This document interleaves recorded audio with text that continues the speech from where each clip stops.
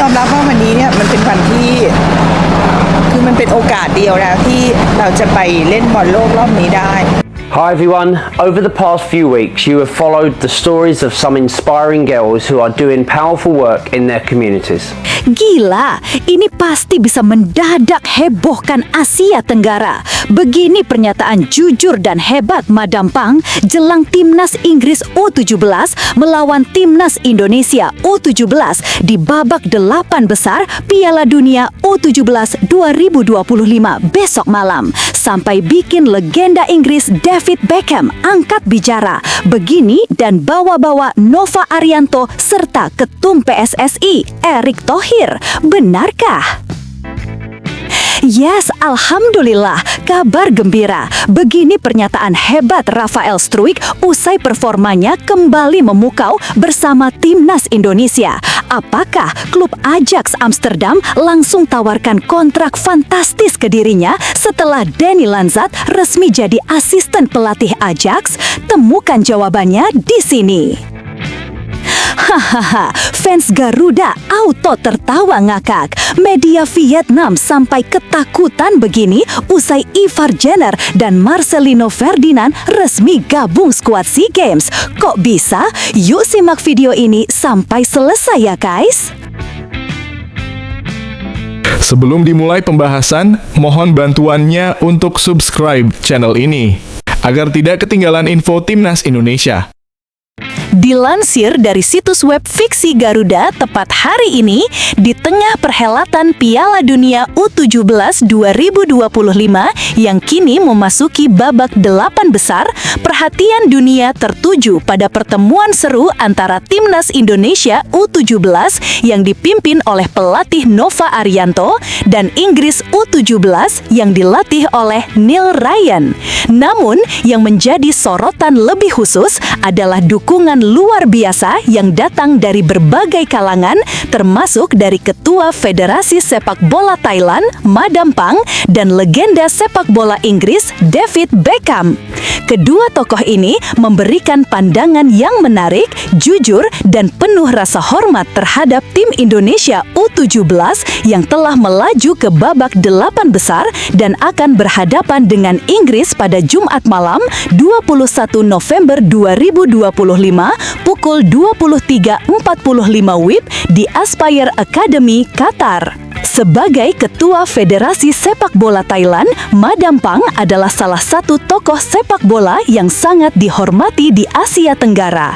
Meskipun Thailand telah lama menjadi kekuatan dominan di kawasan ini, prestasi Indonesia di Piala Dunia U17 2025 telah mengguncang dunia sepak bola Asia Tenggara. Dalam wawancara eksklusif dengan media internasional, Madam Pang tidak bisa menyembunyikan rasa kagum sekaligus perasaan iri terhadap pencapaian luar biasa Indonesia U17 di ajang Piala Dunia ini. Saya sangat antusias dan bangga dengan pencapaian Indonesia U17. Sejujurnya, saya masih tidak percaya mereka bisa melaju sejauh ini. Mereka telah mengalahkan tim-tim besar seperti Argentina dan Italia. Ini sangat membanggakan bagi sepak bola Asia Tenggara dan saya merasa Indonesia layak mendapat lebih banyak perhatian, ujar Madam Pang dengan nada penuh kekaguman. Madam Pang tidak segan-segan mengungkapkan rasa irinya terhadap Indonesia, terutama mengingat pencapaian Thailand yang tidak lolos ke Piala Asia U17 dan tidak mampu menembus ajang Piala Dunia. Saya jujur saja merasa iri melihat Indonesia bisa sampai sejauh ini. Thailand sendiri bahkan tidak bisa lolos ke Piala Asia U17, apalagi ke Piala Dunia.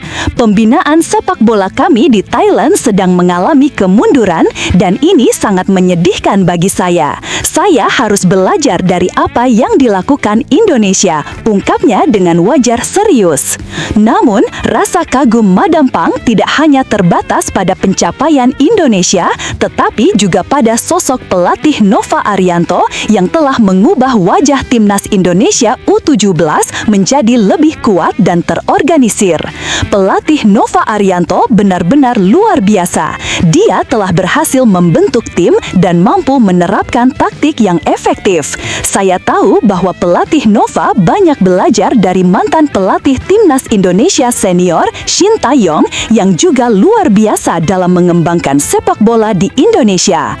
Saya percaya dengan taktik yang diterapkan Nova, Indonesia bisa mengalahkan Inggris, tambah Madam Pang. Sebagai bentuk dukungannya yang nyata, Madam Pang mengungkapkan bahwa ia berencana terbang langsung ke Qatar untuk mendukung Indonesia. Hari ini saya akan berangkat ke Qatar untuk mendukung Indonesia. Saya sangat ingin berada di sana bersama warga Thailand yang mendukung Indonesia. Saya sudah mengeluarkan uang pribadi saya sebesar 50 miliar rupiah untuk memberikan tiket pesawat dan tiket pertandingan gratis kepada warga Thailand yang ingin mendukung Indonesia di Qatar. Saya yakin Indonesia akan mengalahkan Inggris 2-0 dan melaju ke babak 4 besar, tegasnya dengan penuh keyakinan. Sementara itu, legenda sepak bola Inggris David Beckham yang kini berada di Qatar sebagai salah satu brand ambasador FIFA juga memberikan pandangan serupa tentang kekuatan luar biasa yang dimiliki oleh Timnas U17. Beckham yang dikenal dengan ketajaman analisis sepak bolanya mengungkapkan bahwa Inggris harus sangat berhati-hati dan berpikir keras menghadapi Indonesia di pertandingan 8 besar ini. Jujur, saya sangat takjub dengan tim Indonesia. Mereka tampil sangat mengesankan, terutama dalam hal strategi bertahan dan serangan balik yang sangat mematikan. Kami jelas akan dibiarkan menguasai bola karena mereka bermain dengan cara yang sangat kompak, bertahan dengan solid, dan mengandalkan serangan balik. Ini adalah ancaman besar bagi tim manapun, termasuk Inggris, ujar Beckham dengan serius. Beckham melanjutkan, "Kami sudah mempelajari permainan Indonesia dan kami tahu bahwa mereka memiliki taktik bertahan yang sangat kuat.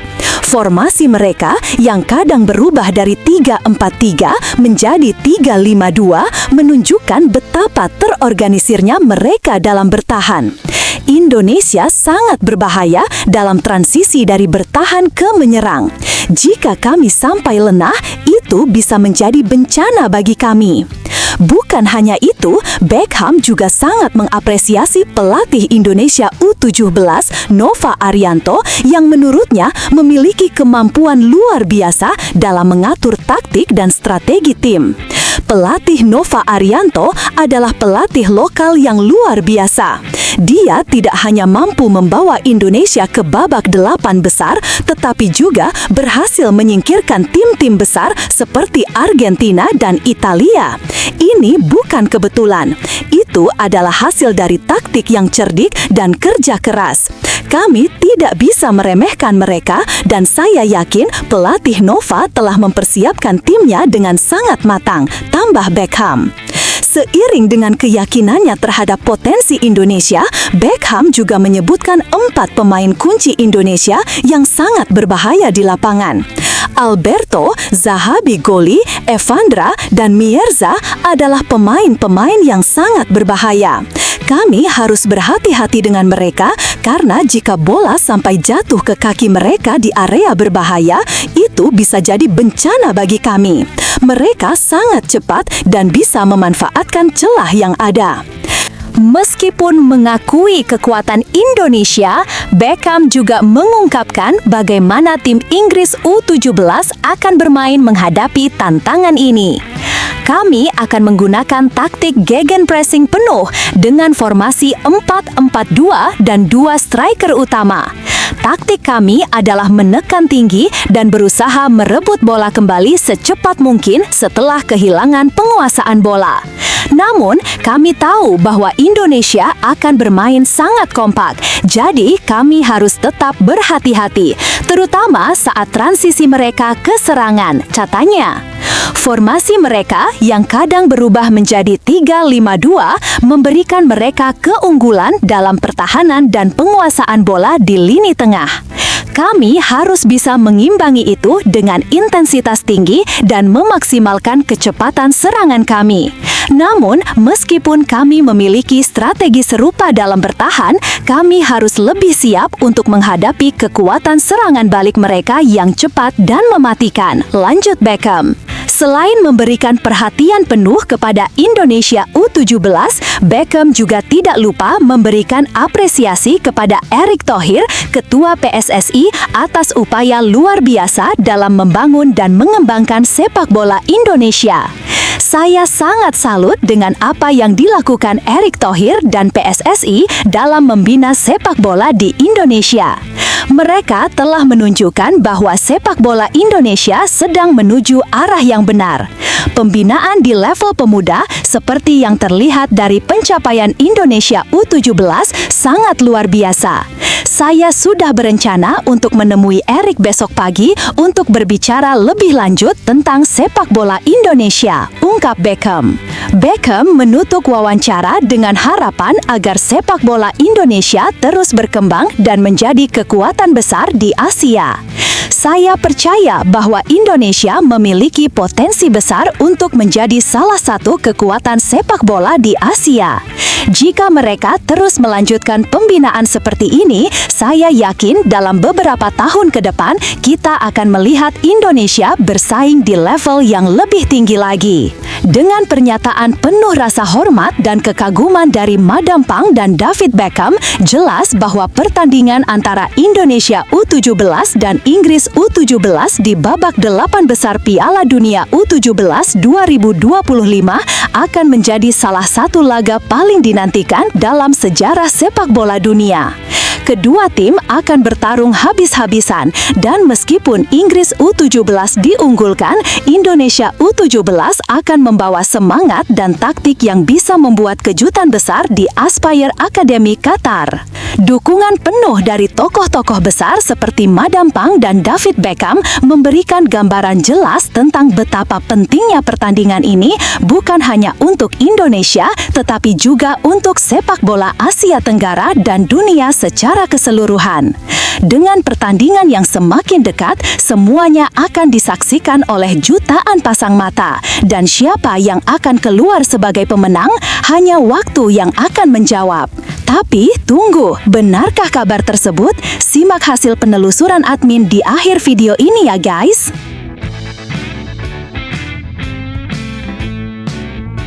Harapan jutaan pendukung tanah air untuk melihat timnas Indonesia tampil di Piala Dunia 2026 akhirnya pupus. Meski berhasil menembus putaran keempat kualifikasi Piala Dunia 2026 zona Asia, pencapaian tertinggi sejak era Hindia Belanda pada 1938, perjalanan Tom Haye dan kawan-kawan harus terhenti tanpa satu poin pun setelah bersaing dengan para raksasa Asia. Hasil itu membuat peluang tampil di putaran final Amerika Utara resmi tertutup.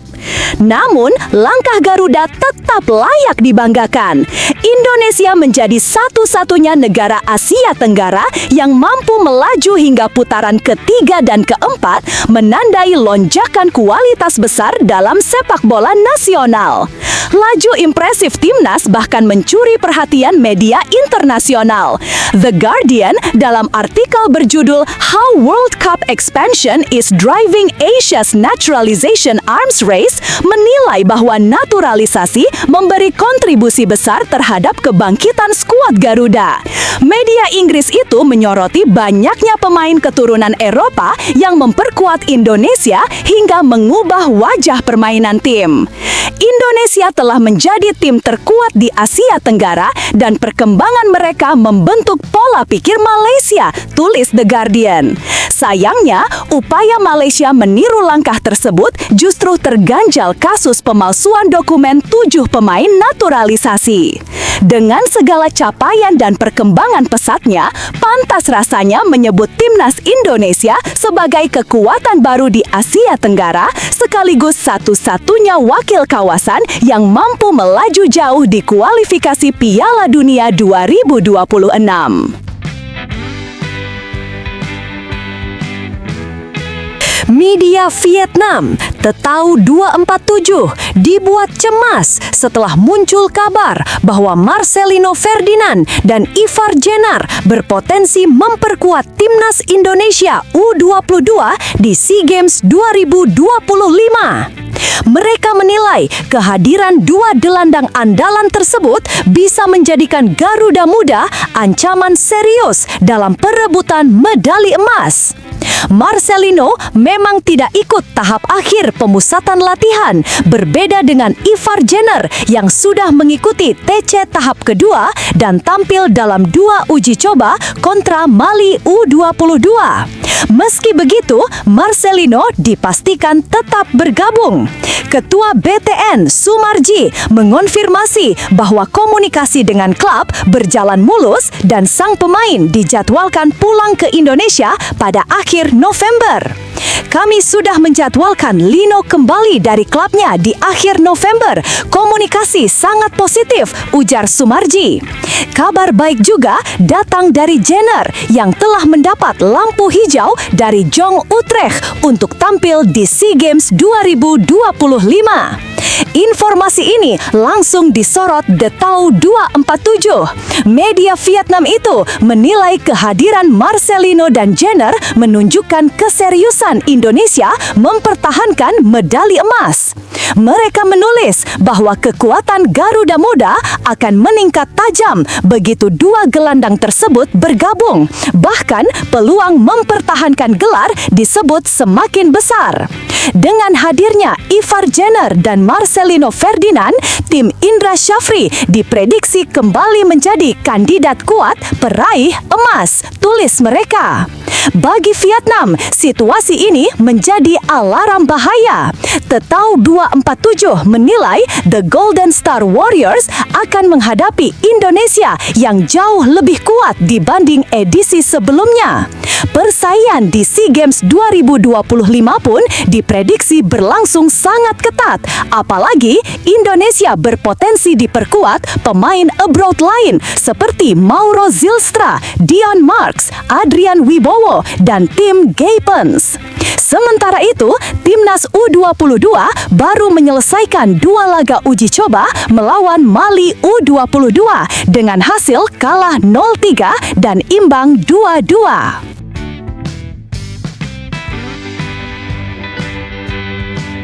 Pelatih Mali U23, Fousseni Diawara, dibuat terkesan dengan performa timnas Indonesia U23 asuhan Indra Syafri dalam laga uji coba jelang SEA Games 2025.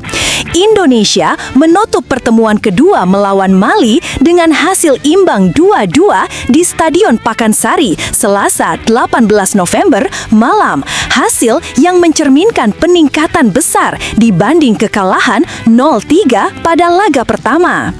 Pertandingan yang berlangsung dengan tensi tinggi itu memperlihatkan kemajuan signifikan Garuda Muda. Indonesia tampil lebih berani, efisien, dan mampu mencetak 2 gol ke gawang Mali, tim Afrika yang terkenal tangguh secara fisik.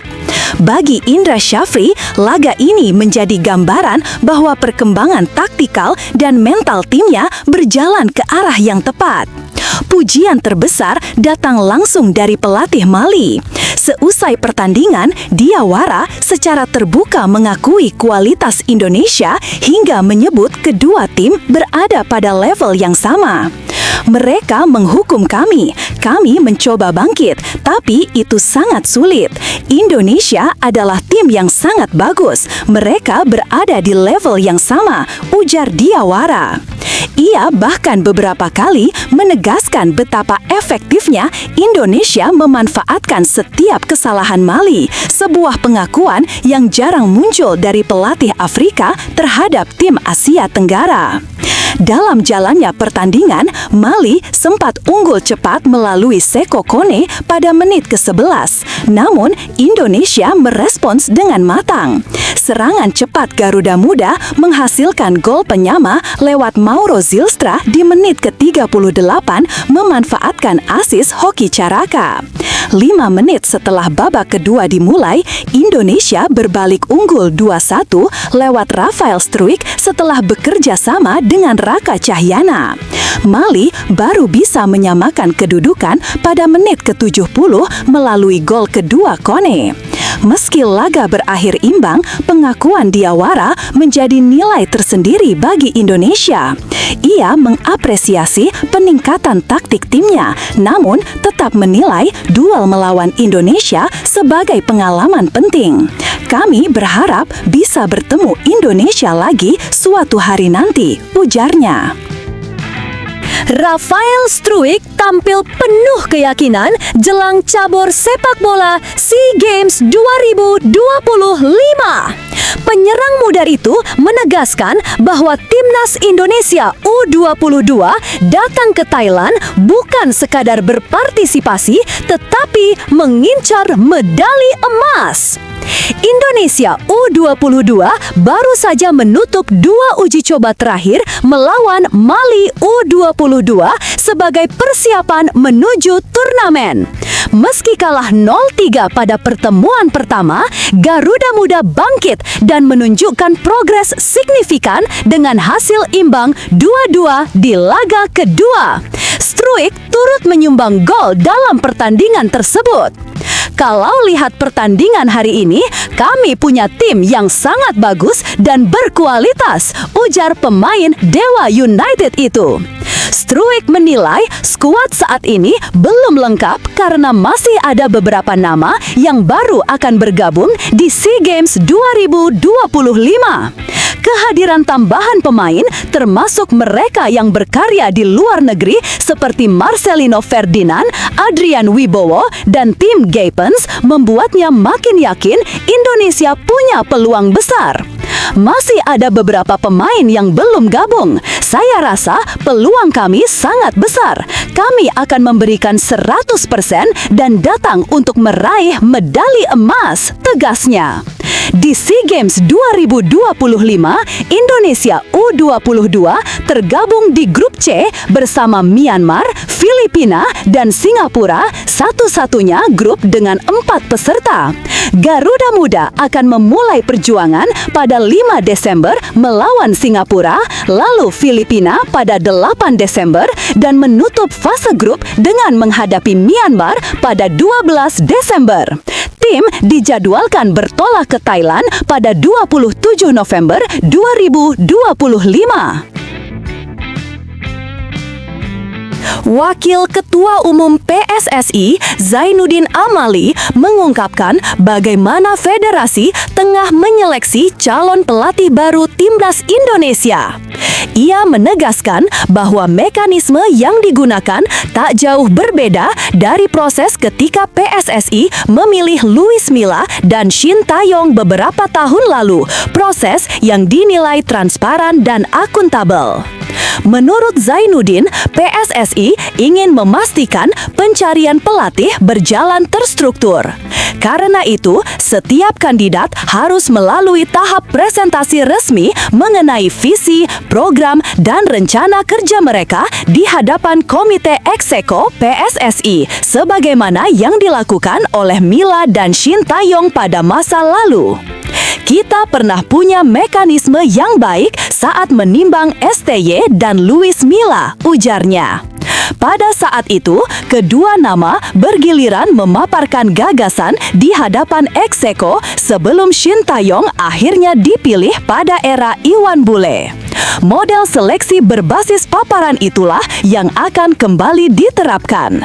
Zainuddin menekankan bahwa keterbukaan menjadi prinsip utama. Setiap perkembangan, baik satu maupun dua nama kandidat awal akan disampaikan kepada Ekseko sebelum masuk tahap presentasi. PSSI juga tidak ingin terburu-buru mengambil keputusan tanpa data dan pemahaman yang lengkap. Ia menegaskan bahwa tahapan ini bukan formalitas belaka, melainkan bentuk komitmen menjaga akuntabilitas. Keputusan akhir harus menjadi keputusan bersama, bukan keputusan individu. Terkait waktu pengumuman pelatih baru, Zainuddin memastikan PSSI ingin sesegera mungkin tetapi tetap mengikuti prosedur yang sudah ditetapkan. Ketua BTN Sumarji kini ditugaskan mengumpulkan dan menyaring nama-nama kandidat. Beberapa nama sudah masuk daftar awal dan akan dikaji secara mendalam. Pada akhirnya, Zainuddin berharap proses seleksi yang ketat ini dapat melahirkan pelatih yang benar-benar tepat untuk memimpin timnas Indonesia, sekaligus mengajak publik mengikuti proses secara objektif. Setelah ditelusuri oleh admin, berita pertama tadi hanya karangan ya guys. Tujuannya untuk edukasi penonton karena mulai marak berita karangan yang menyebar di YouTube. Penulis juga sudah memperingatkan agar hati-hati sebelum menyebarkan video ke teman dan sahabat kamu ya guys.